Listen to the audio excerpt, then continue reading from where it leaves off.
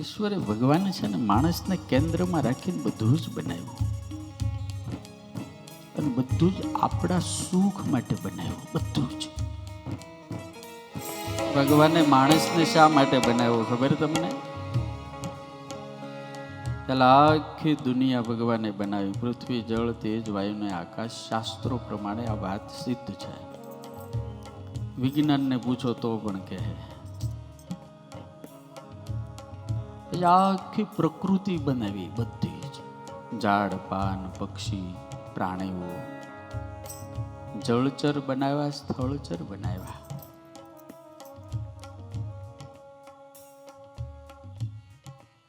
છેલ્લે ભગવાને આપણને બનાવ્યા અને બનાવીને શું કીધું ખબર છે? જો ભાઈ, તું મેરા શ્રેષ્ઠ સર્જન है और मैंने सब कुछ तेरे सुख के लिए सब कुछ बनाया है और इनका तुझे ख्याल रखना है.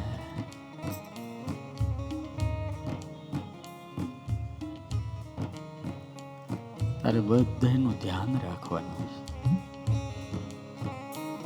પણ આ માણા ઝાડવા કાપનારો થયો, આ માણા પર્વતો ખોદી નાખનારો થયો, આ માણા હરણાને કાપી નાખે, આ માણા નદીઓને ગંદી કરવા માંડ્યો.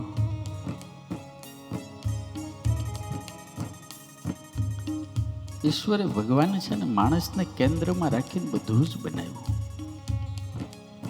અને બધું જ આપણા સુખ માટે બનાવ્યું. બધું જ.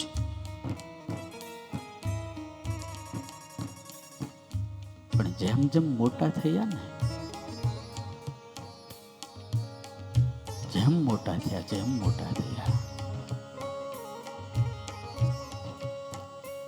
એમ આપણે બધા એનો ઉપયોગ તો કરતા થયા, પણ ઘણી વખત આપણે બધાનો દુરુપયોગ પણ કરનારા થઈ ગયા.